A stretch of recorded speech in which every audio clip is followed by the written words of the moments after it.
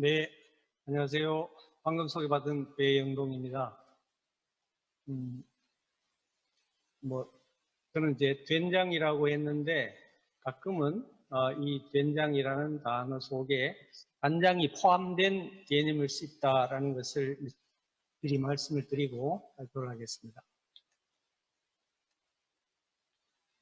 민족 음식이라는 것이 과연 무엇이냐? 그리고 한민족 음식 가운데서 가장 오래된 것은 무엇일까? 이런 질문을 해본다면 좀 고민이 되는 것이 사실입니다. 민족 음식은 오랜 세월을 켜켜이 거치면서 한 민족 구성원에게 공유된 음식이고 오랜 역사와 더불어 누적적으로 형성된 전통 문화의 소재지라고 평가할 수가 있습니다. 민족 음식 중에서 아마 된장만큼 오래된 것이 있을까? 물론 밥이라는 음식도 있겠지만 밥은 너무나 포괄적이고 그래도 된장 정도는 되어야 포괄성이 우리 민족과 더불어서 조금 좁혀진다 이런 생각을 합니다. 왜 그러냐면은 이 된장은 삼국시대부터 지금까지 오랫동안 우리 민족의 입맛을 좌우하는 기본 음식이었습니다. 따라서 된장은 한국인의 민족 음식 가운데서 가장 중요한 위상을 되묻고 있습니다. 우리 민족의 된장 생산과 소비 과정에 대한 연구는 다른 민족과 구별되는 한민족의 전통 문화와 생활 방식에 대한 이해로까지 확장될 수 있습니다. 된장은 일상적 부식이었기 때문에 한국인의 일상 문화를 이해하는 데 꼭 유용한 대상입니다. 된장의 주 재료가 콩, 소금인데 아무튼 앞서 다른 선생님께서도 발표하실 때 많이 다루었습니다만 그리고 또 최덕경 교수님께서 더 많이 연구를 해서 발표하실 겁니다만 이 콩의 원산지가 한반도와 만주 일대다라고 하는 점이 한국인들이 이 콩으로 된장을 담궈서 먹을 수 있던 유리한 장점이었습니다. 그런데 콩은 재배가 쉽고 수확량이 많아서 재배의 경제성이 퍽 높은 곡식입니다. 콩은 또 단백질이 30% 내지 40%를 차지하고 있고 곡식 가운데서 알이 가장 굵어서 때로는 주식과 부식 사이를 왔다 갔다 하는 그런 곡식이라고 평가할 수 있습니다. 콩으로는 밥을 지을 수도 있고 두부를 만들고 된장을 만들어서 부식으로 먹을 수 있어서 주식용 재료와 부식용 재료의 조건을 동시에 충족시켜 주었다고 볼 수 있습니다. 최덕경 선생님께서 연구하신 내용을 짧게 여기 적어 보았습니다만 뒤에 최덕경 선생님께서 매우 자세하게 하실 것으로 봅니다. 이 중국 문헌인 제민노술의 대두편이 있는데 이 속에 황고려두, 흑고려두 이런 그 고구려에서 고려라는 것은 이 시대의 고구려니까 고구려에서 전파된 대두가 상당수 있었다라고 하는 것을 이 제민노술의 기록이 입증을 해주고 있습니다. 또 북한학자 김종윤도 재배종 대두의 4개 아종 가운데 조선 아종이 가장 진화에 앞서 있었다. 이런 얘기를 합니다. 이런 사실로 미뤄보았을 때 대두로 만드는 음식 가운데 가장 대표적인 된장은 고구려에서 처음 발명되었을 가능성도 배제할 수 없다고 생각합니다. 이 근거로서 다른 연구자가 한 것을 인용을 했습니다만 김기흥 교수의 연구에 따르면 중국의 전한과 후한대에 콩을 이용하여 장을 담가 먹었는데 이 식품은 외래의 것이라고 이야기합니다. 그리고 콩을 이용한 장은 가장 흔한 만주와 콩이 가장 흔한 만주와 한반도 북부 지역에서 만들어져서 중국으로 스쳐 들어갔을 가능성을 말하는 것이라는 거고요. 삼국 디위지 동이전에 보면 고구려인들은 술을 잘 빚는다. 그리고 이것이 발효 음식을 만드는 기술이 좋았다는 뜻으로 해석할 수 있는 여지가 있습니다. 또 11세기 신당서에는 된장을 발해의 명산품으로 기록하고 있다.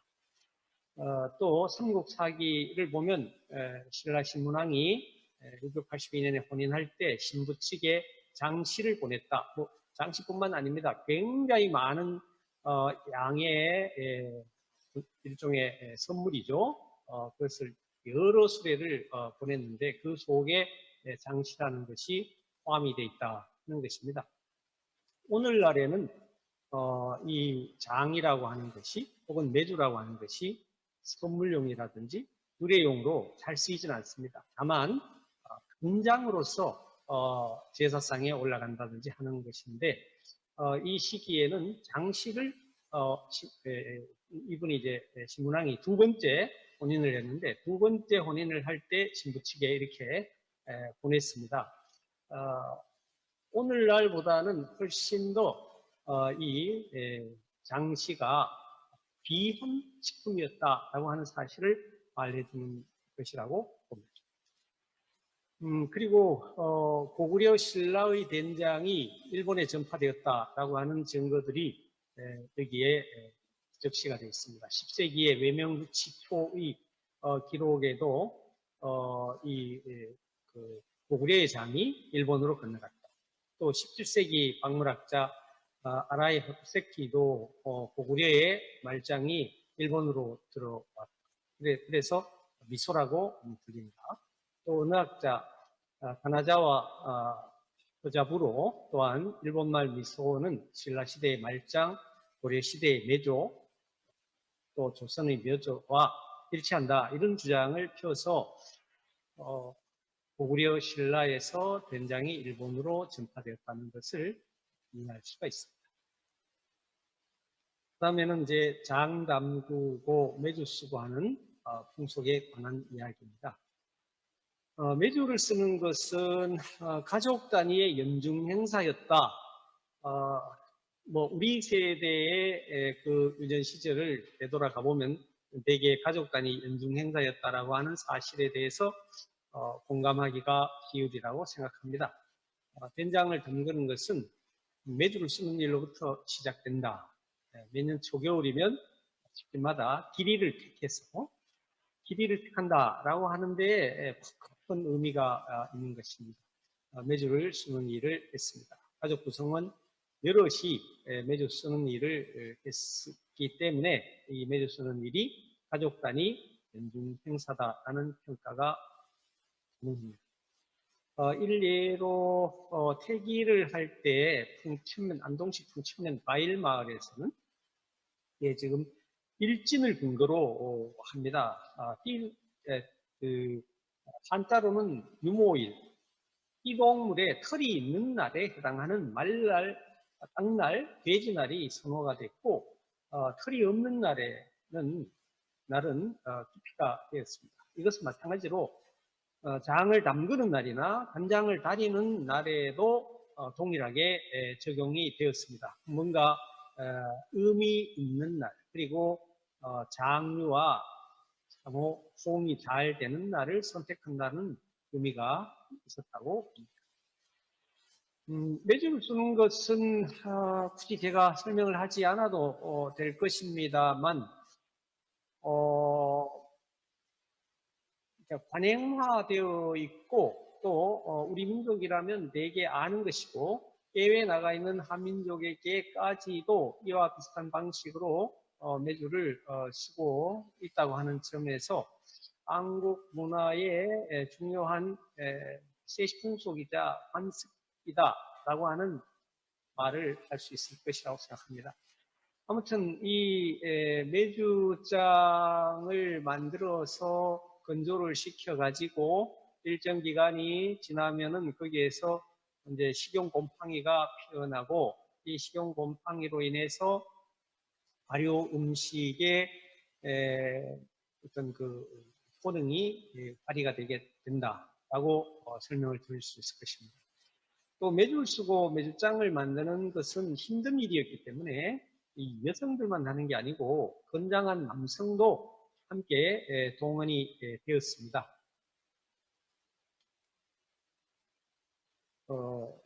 장담그기를 보면은 고부계승형의 문화다. 일반적으로 이런 평가를 어느 정도 할 수 있으리라고 생각합니다. 전통적으로 이 장담 그는 것은 생활 경험이 풍부한 노년 여성들이 주도를 했고, 젊은 여성들은 친정에서 된장 담그는 법을 조금씩 배워서 시집을 왔고, 또 불안정하기 때문에 시집 온 이후에도 수년간 시어머니가 된장을 담글 때 동참해서 배우면서 익혔다. 그래서 친정에서는 어머니에게서 딸로, 시집을 오면 시어머니에게서 며느리로 전수되던 여성 문화의 중요한 내용이라고 생각합니다. 그런데 모든 집에서 현지 조사를 해보면 모든 집에서 이 장 담그는 것을 무리 없이 하지 못했다라는 그 사례들을 퍽 자주 들을 수가 있습니다. 대개는 소금이나 콩이 부족해서 혹은 없어서 된장을 못 담갔다. 20세기 전반경 상황으로 제가 말씀을 드립니다. 소금 비쌌죠. 또 내륙에서는 소금을 바닷가 쪽에서 공급을 받아야 됐기 때문에 공급 물량이 딸리고 하면은 이 장담그기에 지장이 생기기도 했습니다. 그 다음에 가족 원수에 비해서 콩이 부족하면은 등겨를 섞어서 등겨장이라고 하는 것을 만드는데 뭐랄까요? 부족한 장의 양을 늘리는 방법 중에 하나이기도 했습니다. 그 다음에 또 물을 많이 부어서 물장을 담근 사례도 있다. 이것도 그 장의 양을 늘리기 위한 방법입니다. 별미로 깃장이라는 것을 만들어 먹은 사례도 있어서 전체적으로 보면 이 가정 상황에 따라서, 가정 형편에 따라서 장 담그는 것이 차가 있었다. 모든 집에 균일하게 적용될 수 있는 문제가 아니었다라는 것입니다. 그러나 이제 장 담그기를 하기 싫어서 안 하는 것은 아니고 여건이 충족되지 못했기 때문에 이와 같은 편차가 생겼다라는 것을 보겠습니다. 또 해외 한민족으로 확장을 해봐도 중국이나 중앙아시아 이쪽 지역을 조사를 해봐도 해마다 된장을 담가 먹는다라는 이야기를 아주 일반적으로 들을 수가 있습니다. 그래서 이주 2, 3 중국 조선족의 경우에도 이주 2, 3세대들은 된장국이나 된장찌개를 일상적으로 먹고 따라서 이게 세월이 지나다 보니 한족들도 조선족의 된장을 주문해서 먹기도 한다. 제가 직접 조사를 해본 내용입니다. 그리고 저 중앙아시아의 카자흐스탄, 우즈베키스탄 이 고려인들 비슷합니다.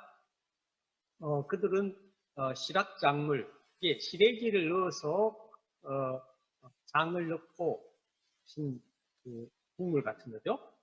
이거 시락작물, 그다음 된장국, 고추, 된장, 볶음 등을 퍽 일상적으로 먹고 싶다라는 말씀을 드릴 수가 있고요.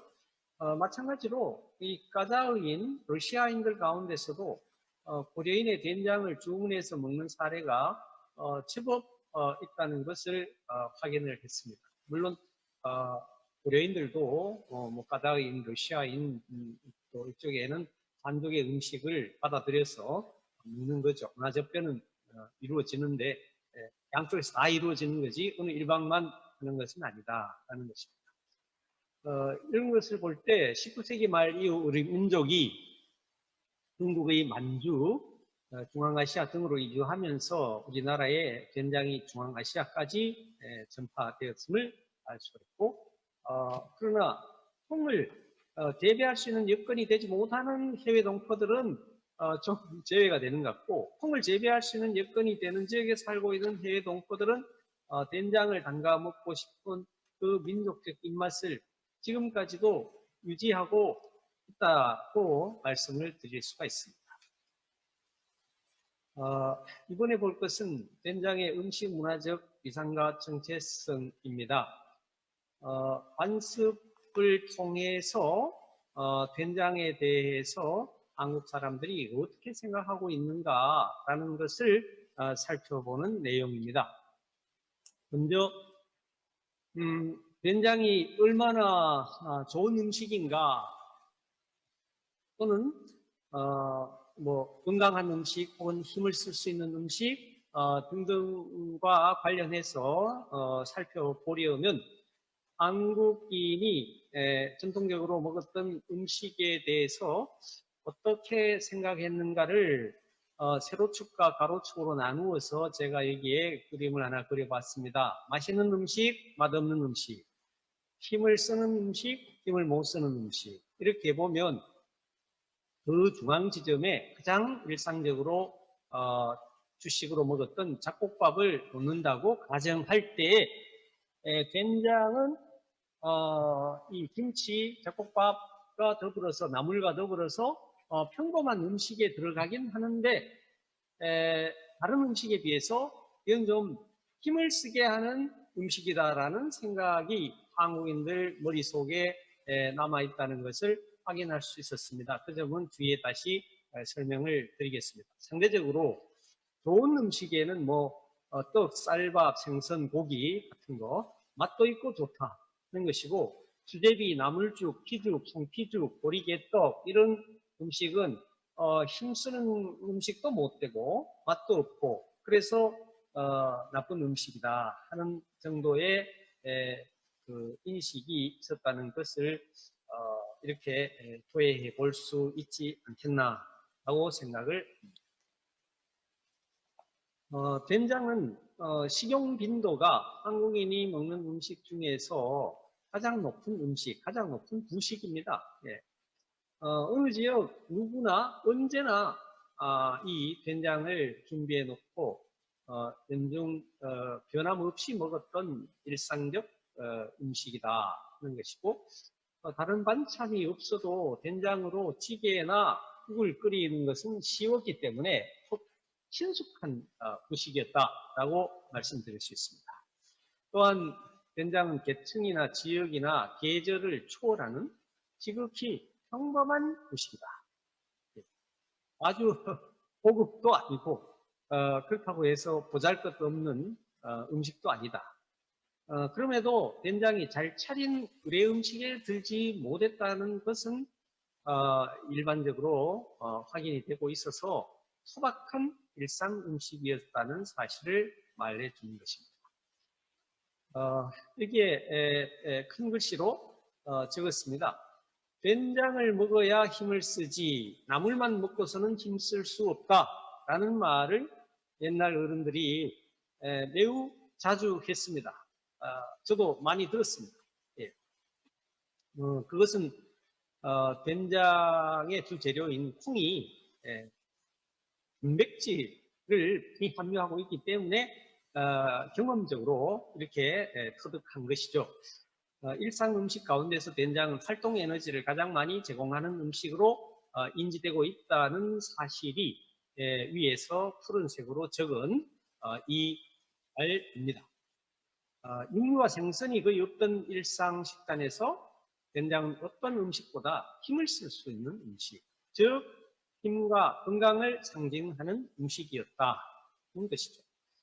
그래서 흉년과 춘궁기에도 된장으로 나물을 무쳐 먹으면 최소한의 연명은 할 수 있다. 된장으로 나물을 무쳐 먹지 않고 나물만 먹으면 어떻게 되느냐? 우리 시골 어른들이 하는 이야기입니다. 나물만 먹으면 부항이 생긴다고 했습니다. 이게 사람이 누렇게 뜨고 얼굴이 붓는 거죠. 예. 그런데 된장으로 그 나물을 무쳐 먹으면 부항이 생기지가 않는다. 결국 된장은 생존할 수 있는 힘의 원천이었다라고 하는 평가가 가능합니다. 다음은 이 맛과 관련해서 된장을 한번 평가를 해봤습니다. 된장의 맛을 뭐라고 한국인들은 생각하고 있을까? 그래서 저는 일단 구수한 맛이다, 깊은 맛이다, 예, 이런 생각을 합니다만, 이 마빈 해리스가 음식의 선호와 깊이에 대한 설명은 사람들의 근본적인 사고 유형에서 찾아야 된다라고 말을 했습니다. 음식의 맛에 대한 평가와 느낌은 이 재료를 통해서도 할 수가 있고 느낌을 통해서도 할 수가 있는데, 저는 여러 가지 맛 가운데서 된장 맛은 구수한 맛이다 라고 하는 평가가 적절하다. 그리고 된장국과 같은 것은 시원한 맛이다. 이 굉장히 문화적인 평가고 추상화된 맛이라고 생각합니다. 이 맛을 느낄 수 있는 사람들이 된장을 자꾸만 찾을 수 있는 그 입맛을 보유하고 있는 사람이라고 생각을 합니다. 구수한 맛인데 이 첫째 그 된장 식용 방식을 보면 날된장을 먹는 방법도 있고 된장찌개로 먹는 방법도 있고 국으로 먹는 방법도 있는데, 여기에 어떤 재료나 양념이 가미되느냐에 따라서 그 맛도 달라질 수는 있을 것입니다. 그러나 이걸 총체적으로 막 나면 구수한 맛이다 라고 하는 생각이고요. 그 다음에 된장의 맛은 한국인이 느끼는 여러 가지 맛이 어우러진 것이다. 특별하게 이게 단맛이냐 짠맛이냐 신맛이냐 쓴맛이냐 이런 식으로 단순하게 평가를 할 수가 없기 때문에 매우 깊은 맛을 낸다, 구수한 맛을 낸다, 혹은 시원한 맛을 낸다 라고는 말하는데, 이런 것을 총체적으로 평가한다면 된장은 맛의 도가니다 라는 것이 가능하지 않을까 생각합니다. 이런 된장 맛은 한민족이라면 누구나 공감했던 것이었기 때문에 민족적 동질성은 확인이 이 된장 맛을 아느냐 모르느냐로 확인이 가능하다고 생각을 합니다. 따라서 된장은 여러 가지 맛이 우러나가서 구수하고 은근하고 튀지 않아서 무리지 않은 음식이 된 것이 아닐까. 그 다음에 된장은 집과 가풍을 상징하는 음식이다. 된장을 담그고 관리하는 솜씨에 따라서 그 맛이 집집마다 상당히 달랐습니다. 한 집의 된장 맛을 그 집의 여타 일회까지 연관지어 보려는 태도와 인식이 형성되고 전승이 됩니다. 이를테면 장이 단 집에 복이 많다, 며느리가 잘 들어오면 장맛도 좋아진다, 한 고을의 정치는 술맛으로 알고 한 집안의 일은 장맛으로 한다, 되는 집안에는 장맛도 달다, 장맛 보고 딸 준다, 장맛이 변하면 집안에 흉한 일이 생긴다 등등, 이런 속담들이 턱 많이 있고 상당히 일반화되어 있습니다. 이건 결국 장맛을 가지고 그 집의 가풍, 인심, 흥망 등을 어느 정도 가늠할 수 있다고 여기는 가치관이라고 생각합니다. 된장이 집과 가풍을 상징하는 이유는 된장이 하나의 음식에 불과했음에도 된장을 가지고 가정사의 좋고 나쁨을 헤아리는 기준으로 삼는 데는 된장의 맛이 곧 집의 정체성이라는 인식이 전제되어 있기 때문입니다. 그 근거는 음식은 결국 인격, 권력, 역사의 덩어리며 가족은 음식을 함께 먹는 문화 공동체이기 때문에 그러하다. 그리고 무엇보다도 된장은 장기간 저장 음식인데, 김치보다도 훨씬 장기간 저장 음식인데 1년 혹은 그 이상의 기간 동안 먹을 양을 한꺼번에 만들어서 보관하기 때문에 여기에 많은 정성과 관심을 기울이고 잘못되지 않을까 염려도 하고 또 금줄도 치고 이렇게 해왔던 것입니다. 그래서 된장 저장과 관리는 고부관계를 실천하는 기제였고 여기에 많은 정성과 금기가 따랐으며, 며느리는 시어머니로부터 된장 담그는 비결을 잘 전수받을 때 가문이 흥한다고 생각을 했고, 장을 담글 때 주부들은 이 탈 없도록 신앙과도 같은 정성을 기울였던 것입니다. 이제 마지막 챕터에서는 산업화 이후 된장의 위상과 의미 재인식입니다. 산업화 과정에서 된장의 맛과 의미가 재인식되었습니다. 대체로 1970년대까지는 된장을 자가 생산, 자가 소비, 자기 집에서 담고 자기 집에서 먹는 이런 방식을 유지했는데 차츰차츰 산업화가 심해지고 도시화가 되고 이러면서 많은 변화가 유발되었습니다. 70년대에 개발도상국인 우리가 서구인들과 접할 때 된장은 냄새가 나고 일상 음식이라는 관점에서 이게 부끄럽고 촌스럽고 토속적이고 이런 이미지를 가진 것으로 생각을 했습니다. 그러나 한편으로는 이 된장을 통해서 한국인은 된장을 먹는 민족이라는 점에서 이 된장을 먹는다는 사실 자체를 민족 정체성의 진수로 여기기도 했다. 그래서 된장이 한민족 고유의 음식이고 민족 은유의 부식으로 인식이 되기도 했다는 것입니다. 국제적 교류가 증진되면서 민족 음식에 대한 평가 기준은 맛과 정감의 문제가 아니라 지구상의 많은 사람들에게 얼마나 널리 통용될 수 있는 건강성과 과학성이 있느냐 하는 문제로 여겨졌습니다. 그래서 80년대 후반부터 모든 음식은 건강 감론과 연결되어 의미가 평가되기 시작했습니다.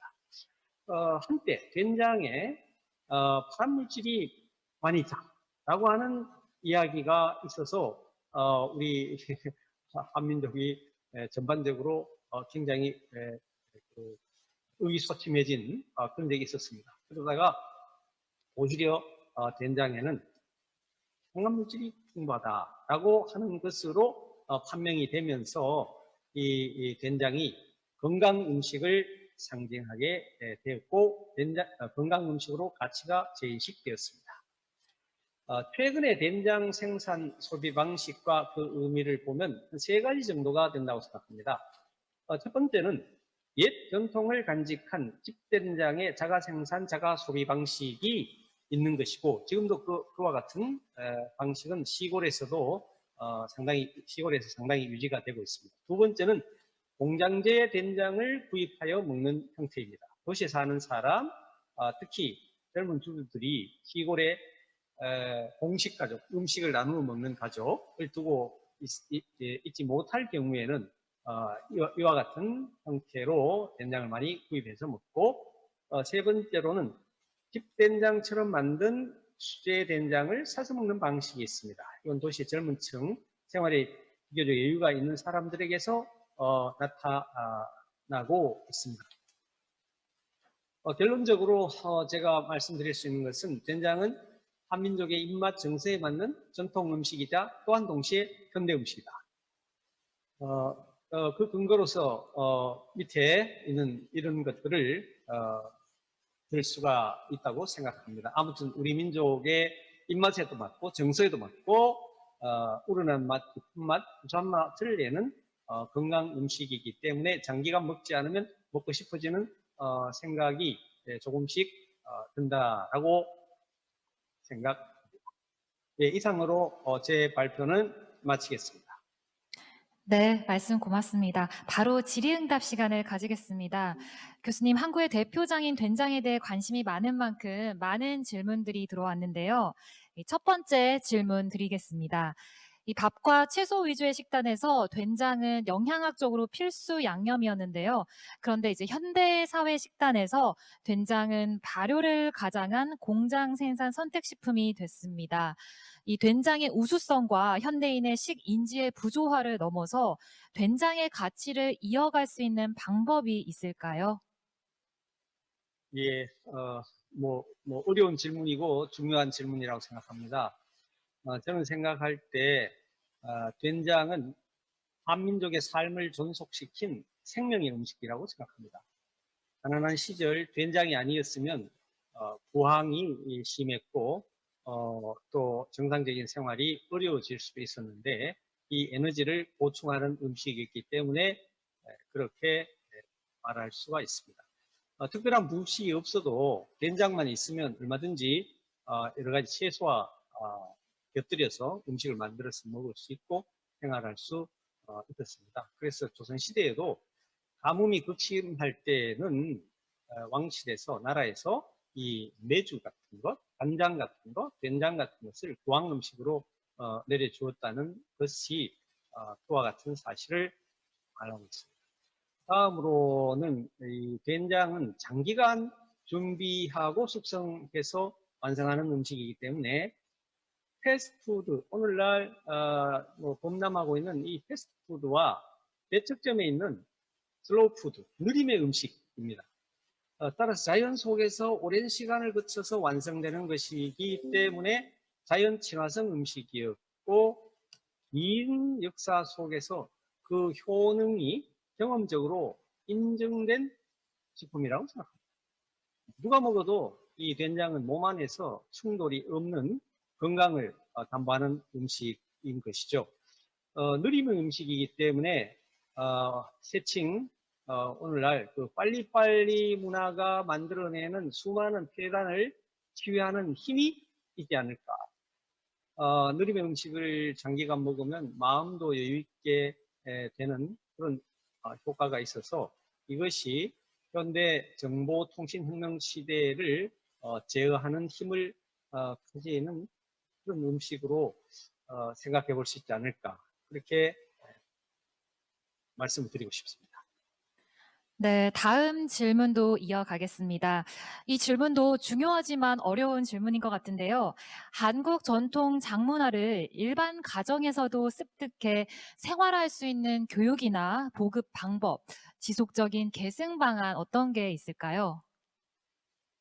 예, 이 질문은 결국 된장 생산과 소비를 어떻게 활성화할 수 있을 것인가로 바꾸어서 이해할 수 있겠는데, 먼저 그 생산의 활성화 측면에서 보면 김치는 뭐 문화 강좌 같은 데서 강의도 하고 체험 프로그램 운영도 상당히 하는데, 이 장담극에 대해서는 관심이 훨씬 적은 것 같습니다. 그런데 현대 젊은이들은 장담극기에 자신감이 부족합니다. 이건 이제 주거문화의 특수성, 핵가족화, 식성 변화 등에 따른 것이기도 하겠습니다만, 이 문제를 조금 해결하는데 도움이 되는 방안을 생각해 보면, 뭐 종가라든지 고택 등에서 이 된장 담글 때 공개적으로 지역별로 이렇게 좀 그 프로그램화해서 외부 사람들도 함께 참여해서 이 된장 담그는 것을 체험하고 자기가 담근 것을 내가 가지고 가면 좋겠나 이런 생각이 좀 들었습니다. 그리고 1년에 한 번 이 된장을 담그기 때문에 그 양이 많습니다. 근데 오늘날의 이 가족 형태를 보면 뭐 대량을 꼭 필요로 하는 것은 아니니까 양을 소규모로 해서 1년에 한 번만 사지 말고 몇 차례 나누어서 장담할 수 있는 방법은 없을까? 이건 제가 뭐 식품 가공학 쪽에 지식이 없어서 모르겠습니다만 그런 것도 한번 좀 연구를 하면 되지 않겠나 이런 생각이 들었고요. 그 다음에는 소비 활성화에 관한 것인데, 된장이 건강한 음식이기 때문에 가정에서 이렇게 자주 좀 먹으면 된장 맛을 아는 입맛이 유지가 되고, 그 입맛이 유지가 되어야 먹고 싶은 충동이 생긴다고 생각합니다. 근데 현대의 아파트 주거 문화가 냄새나는 음식을 만들어 먹는데 좀 조심스러워진 면이 있는데, 이 된장의 냄새를 조금 줄이는 어떤 연구를 해보면 좋지 않을까. 그리고 이것이 어쩌면 된장의 세계화를 위해서도 필요한 것이라고 생각합니다. 제가 그 카자흐스탄에서는 보니까 그 식빵을 먹는데도 된장을 발라 가지고 먹는 방식이 있었습니다. 저는 굉장히 충격적인 것 같아서 이거 먹을 수 있겠나라고 생각했는데 저도 한번 먹어보니까 충분히 먹을 만했고 그 반응이 없었습니다. 예. 근데 거기는 냄새가 우리보다 조금 적은 것 같아서 이게 좀 연구의 대상이다라는 측면에서 생각을 했고요. 그리고 또 한번 고민할 것은 장류 나눔의 운동을 할 필요가 있지 않을까. 장류나 김치를 담그는 행사를 주로 농촌에서 하게 될 수밖에 없는데, 외관상으로는 윗세대가 만들어서 아랫세대에게 나눠주는 것 같아도 사실은 농촌 사람이 만들어서 도시 사람에게로 나누는 경향이 크다라고 볼 수 있습니다. 이건 지금 우리 인구가 대개 도시로 집중이 돼 있고 대도시에 더 집중이 돼 있는데 농촌이 건강하지 못하면 도시도 건강하지 못합니다. 따라서 그 도시인의 건강을 위해서라도 농촌과 도시 간의 장류 나눔 운동을 활성화하는 것이 이 시대에 꼭 필요하다 이런 생각을 해보았습니다. 네, 이상입니다.